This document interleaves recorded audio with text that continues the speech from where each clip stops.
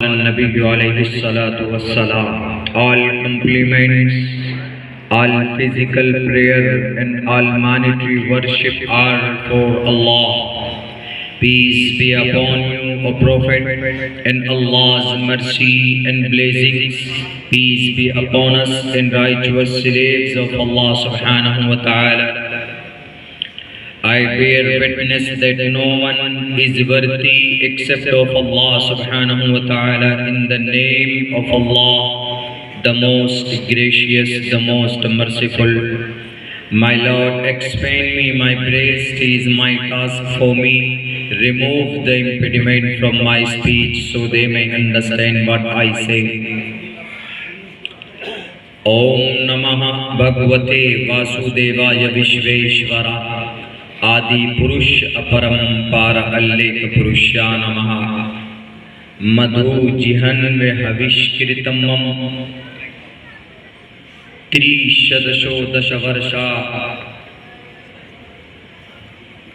वंदे निग्निकाम एकविंशतिर्वर्षा वा सफरा वाप्नुयात्।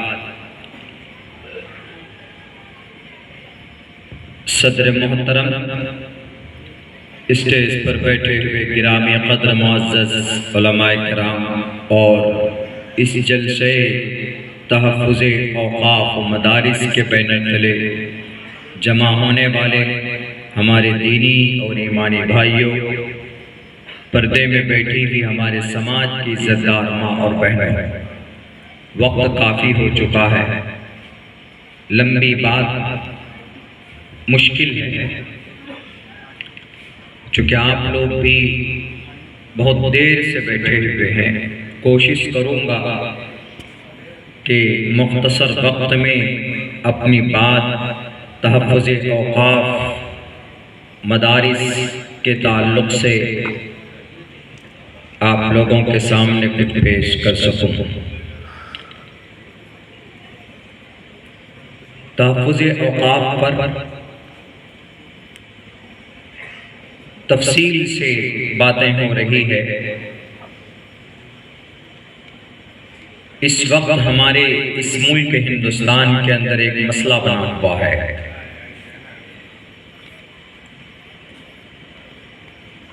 औक़ाफ़ वक्फ़ की जमा है। हमारे इस मुल्क हिंदुस्तान के अंदर तकरीबन 9.5 लाख एकड़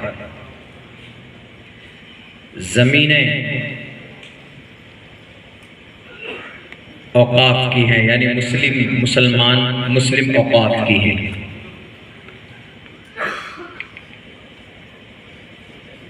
वक्फ़ की ज़मीन औक़ाफ़ी जायदाद बहुत हैं इस मुल्क में, जो अल्लाह के नाम पर देकर चले गए। कुछ लोग तो घर दान कर कर चले जाते हैं और कुछ लोग ज़मीन देकर चले गए। उनकी तकरीबन तादाद जो वक्फ़ बोर्ड में रजिस्टर्ड है वो तकरीबन 4.5 लाख एकड़ है।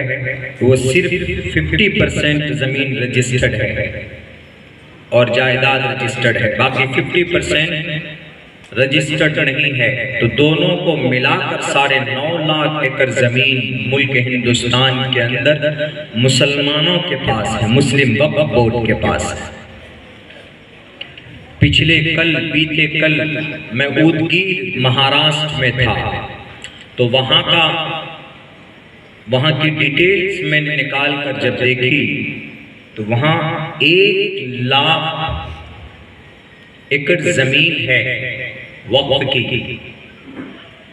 उनमें से 70,000 एकड़ ज़मीन पर गैरों का कब्ज़ा है।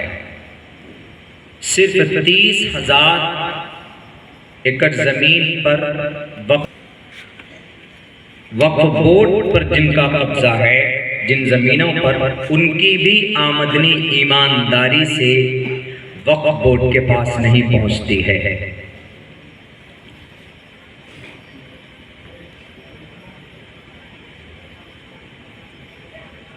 तेलंगाना में एक बहुत बड़ा शहर है, तेलंगाना स्टेट।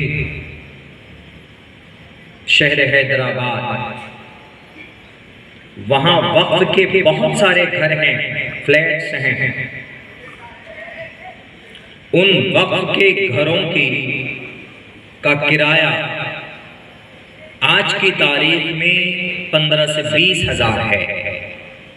आप पटना चले जाएं या आप दरभंगा शहर चले जाएंगे, 1 BHK का फ्लैट यानी 1 रूम 1 हॉल 1 किचन, अगर आपको किराए पे चाहिए, अगर अच्छा बना हुआ हो तो 8-10 हज़ार रुपए से कम में नहीं मिलेगा आपको महीने का किराया। तो शहर हैदराबाद में जो घर बने हुए हैं उनका किराया आज की तारीख में 25,000 रुपए महीना है। लेकिन वक्फ की रजिस्टर्ड में कितना लिखा जाता है पता है आपको? बहुत ताज्जुब होगी, सिर्फ 250 रुपए लिखा जाता है।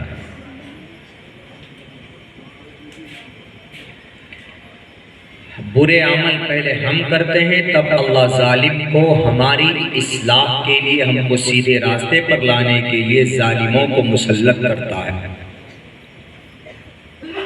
हम जो रात दिन बोलते हैं ना, मोदी योगी फला दिमाका, ये अल्लाह की तरफ से मुसल्लत है।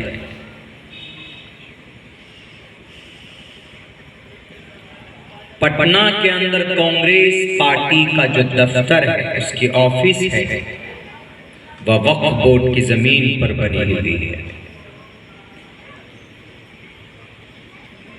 हैदराबाद एयरपोर्ट, शमशाबाद, कई सौ एकड़ जमीन पर बनाई गई है, वक्फ बोर्ड की जमीन पर बनी है। दुनिया के अंदर इससे बड़ा वक्फ बोर्ड दुनिया के अंदर किसी भी वक्फ बोर्ड के पास इतनी जायदाद नहीं है जितनी जायदाद भारत के मुस्लिम वक्फ बोर्ड के पास है। सबसे ज्यादा जमीन डिफेंस के पास है हमारे भारत में, यानी आर्मी लोगों के पास।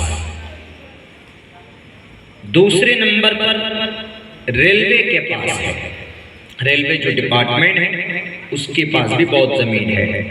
तीसरे नंबर पर मुस्लिम वक्फ बोर्ड के पास जमीन है। इस जमीन पर कब्जा करने के लिए कानून में तब्दीली की कोशिश की जा रही है, और इस तब्दीली के बाद होगा क्या? आपके डिस्ट्रिक्ट का जो डीएम होगा वो आपके डिस्ट्रिक्ट का वक्फ बोर्ड का मुख्तार कुल होगा। उसके एक दस्तखत के अलावा you are not able to do anything on that land, आप उस जमीन पर कुछ नहीं कर सकते। उसके साथ साथ 2 गैर मुस्लिम मेंबर को डाल रहे हैं, औरत भी हो सकती है। हमारे भारत के अंदर 30 वक्फ बोर्ड्स हैं, 30 मुस्लिम वक्फ बोर्ड, सिख वक्फ बोर्ड, हिंदू वक्फ बोर्ड, शिया वक्फ बोर्ड, शिया को भी मुस्लिम में शुमार करते हैं। इसी तरह से किसी भी वक्फ बोर्ड को टच करने की कोशिश नहीं की गई, लेकिन सिर्फ मुस्लिम वक्फ बोर्ड को टच करने की कोशिश की गई। इसीलिए अब इन औकाफ की तहफ़्फ़ुज़, इनकी हिफाजत बहुत जरूरी है। आप ये कहेंगे कि मौलाना अब हम क्या कर सकते हैं? हम लोगों ने तो 3 करोड़ 4 करोड़ ईमेल भेजे अगेंस्ट में, लेकिन उनके पास 10 करोड़ ईमेल पहले से मौजूद है जो लोग संशोधन करना चाहते हैं। बहरकैफ कोशिश जारी है। सुप्रीम कोर्ट का अदालत उज़्मा का दफ्तर पहुंचना चाहिए, उनके दरवाजे पर पहुंचना चाहिए, लेकिन उससे पहले बिल, मैंने बहुत पहले, अब से 5 से 6 साल पहले मेरी तकरीर गया डिस्ट्रिक्ट में हुई थी। वहां पर हमने NRC के ताल्लुक से, तो हमने वहां पर यह कहा था, और आप में से बहुत से लोग जानते भी हैं कि कोई भी बिल सिर्फ पार्लियामेंट में पेश नहीं हो, पास नहीं होता है। 3 जगह पर जाना पड़ता है उस बिल को लेके। एक तो पार्लियामेंट में, वहां अक्सरियत जिसकी होगी वो बिल पास होगा। वहां पास हो जाने के बाद दूसरे दर्जे पर वो राज्यसभा में वो बिल पेश किया जाता है, वहां पर भी पास करना जरूरी है। वहां पर भी अगर पास हो गया तो फिर राष्ट्रपति मोहतरम या मोहतरमा के पास फिर उसको सिग्नेचर करना पड़ता, उसकी दस्तखत जरूरी है। मैं ये बात क्यों बता रहा हूं? इस बिल को आसानी के साथ अगर कोई रोक सकता है तो राज्यसभा के अंदर उस बिल को रोका जा सकता है। हमें ईमेल भी ना करें, हम प्रोटेस्ट भी ना करें, एहतजाज भी ना करें, चलेगा। हम जिनको सेक्युलर मानकर अपनी गवाही देते हैं यानी वोट देते हैं खुले लफ्जों में, राज्यसभा में उनकी अक्सरियत है। मिसाल के तौर पर राहुल गांधी साहब। आप कहेंगे कि मौलाना बातिल ताकत तो है, मेंबर ऑफ पार्लियामेंट में उतने हैं, उनकी अक्सरियत है, वहां पास होगा तो राज्यसभा में नहीं हो सकता जनाब, क्योंकि राज्यसभा में टोटल 245 सीट होती है, उनमें से 102 सीट बीजेपी के पास है और 145 सीट 144 और 43 या 45 सीट मोहतरम राहुल गांधी साहब के इसके हक में इनकी जमात के पास है। रोक सकता है कि नहीं रोक सकता है? रोक सकता है बिल्कुल, लेकिन नहीं, हम लोगों को लॉलीपॉप थमा दिया जाता है। क्या हम इस बिल का समर्थन नहीं करते? लो हम भाग रहे हैं, वॉक आउट कर रहे हैं। अरे गधा, वॉक आउट मत करो, तुम रहो अंदर में, तुम मुखालफत करो इस बिल की।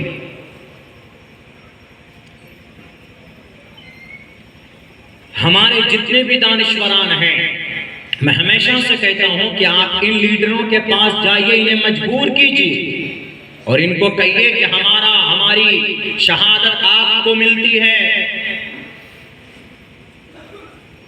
मिस्टर राहुल गांधी साहब और मिस्टर नीतीश कुमार साहब, तेजस्वी यादव साहब, अखिलेश यादव साहब, यही है ना? यूपीए में यही है, यूपीए की मेजॉरिटी है राज्यसभा में। ये चाहते तो हमारे तलाक के बिल को रोक सकते थे, ये चाहते तो एनआरसी के वक्त में CAA को रोका जा सकता था, ये अगर चाहते तो यूसीसी यूनिफॉर्म सिविल कोड को रोका जा सकता था, वह भी पेंडिंग में है। ये अगर चाहते तो हमारा वक्त बिल भी रुक जाएगा अगर ये चाहे तो, लेकिन सब एक ही थैली के चट्टे बट्टे हैं सबके सब। मेरी बात बुरी जरूर लग रही होगी, लेकिन मबनी बरहक है, आप 100 मरतबा रिसर्च करके देख लीजिए।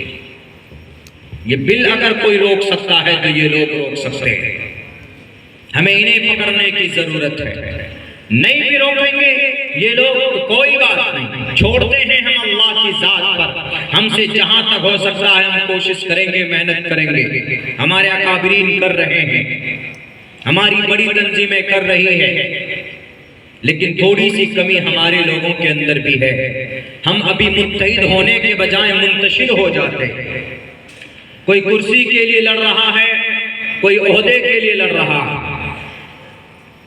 लड़ोगे तो दफन हो जाओ। मुत्तहिद होना बहुत जरूरी। मुत्तहिद रहेंगे तो अल्लाह की मदद आएगी। इत्तिहाद की यदुल्लाहि अलल जमा, अल्लाह तबारक व तआला की मदद जमात पर होती है, बिखरे हुए लोगों पर नहीं होती। पूरी दुनिया के मुसलमानों को मुखातब करता। अगर पूरी दुनिया के मुसलमान ईमान वाले एक प्लेटफॉर्म पर होते तो एक जालिम, एक पिद्दी इसराइल की हिम्मत नहीं होती कि वो 50,000 लोगों को शहीद कर दिया। कितने दिन हो गए पता है? 1 साल कम से कम 10 दिन हो चुके हमला करते करते। आज तक वहां पर उनका RDX का बम नहीं रुका। गजा पट्टी को तबाह बर्बाद कर दिया गया। 2 करोड़ आबादी, 2 अरब आबादी है जनाब मुस्लिम कौम की, लेकिन यह कौम मुत्तहिद नहीं। कोई सदर बनने के लिए लड़ रहा है, कोई सेक्रेटरी बनने के लिए लड़ रहा है, कोई किसी तंजीम का जनरल सेक्रेटरी बनने के लिए लड़ रहा है, कोई मुखिया बनने के लिए लड़ रहा है, कोई बहरकैफ हर किसी की अपनी अपनी एक अलग लालच है, दुनिया है। अल्लाह की मदद कहां से आएगी? बहुत जरूरी है। ये आपने जो उन्वान चुना है तहफ़्फ़ुज़ औक़ाफ़ व मदारिस, बहुत अच्छा है। दोनों छोटे बड़े भाई, ये जो मदारिस दिख रहे हैं ना, अच्छा आप कहेंगे कि मौलाना ये तहफ़्फ़ुज़ की प्रॉपर्टी से क्या होता है? तहफ़्फ़ुज़ औक़ाफ़ ये वक़्फ़ की प्रॉपर्टी से अब से पहले सलफ़ के ज़माने में, खुलफ़ाए राशिदीन के बाद, बल्कि खुलफ़ाए राशिदीन के भी ज़माने में जो मदारिस चलते थे, दमिश्क में इमाम अबू हनीफा रहमतुल्लाहि अलैह के 65 मदरसे थे, इमाम शाफी के 55 मदरसे थे, इमाम अहमद इब्न हंबल के 11 मदरसे थे, इमाम शाफी के 15 या 11 या 12 मदरसे उनके भी थे। पहले उस वक्त मदरसे चलते थे, हमारे उलमा इस तरह चंदा नहीं करते थे जिस तरह आज मेहनत करते हैं, चंदा करते हैं, रसीदें लेकर दौड़ते हैं, कभी इधर जाते हैं कभी उधर जाते हैं। उस जमाने में ऐसा नहीं होता था।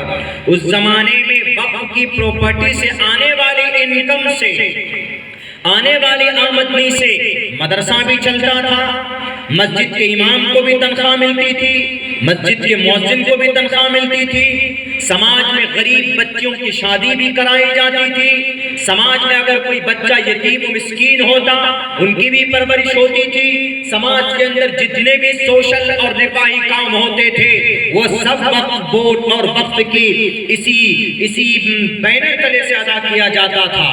लेकिन आज नहीं होता।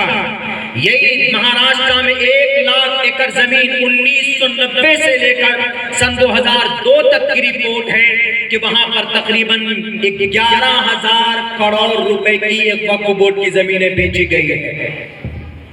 सिर्फ 30,000 एकड़ जमीन पर जो टावर लगे हुए हैं, जहां जहां पर टावर लगे हुए हैं वो वक्फ बोर्ड के अंदर में है, उनका सालाना इनकम 10 करोड़ रुपए। 30,000 मात्र जमीन पर कब्जा है और कुछ जमीनों पर सरकारी टावर लगे हुए, मोबाइल टावर है, रेडियो टावर है, ये सारी चीजें लगी हुई है। तो उनसे सिर्फ आमदनी कितनी है सालाना? 10 करोड़ रुपए। और अगर पूरे 1 लाख एकड़ जमीन पर कब्जा होता, मेरे ख्याल से अगर उन जमीनों का इस्तेमाल होता, वो सोशल कामों के लिए इस्तेमाल होता, तो आज हमारे इस देश के अंदर जो मुसलमान गरीब हैं ये गरीब नहीं रहते। आज जो हमारे मदारिस के उलमा हाथ में रसीद लेकर रमजान के महीने में वो तपती हुई धूप में वो अहमदाबाद, हैदराबाद और गुजरात के सड़कों के ऊपर फिरते हैं, इनको पसीना नहीं बहाना पड़ता। अगर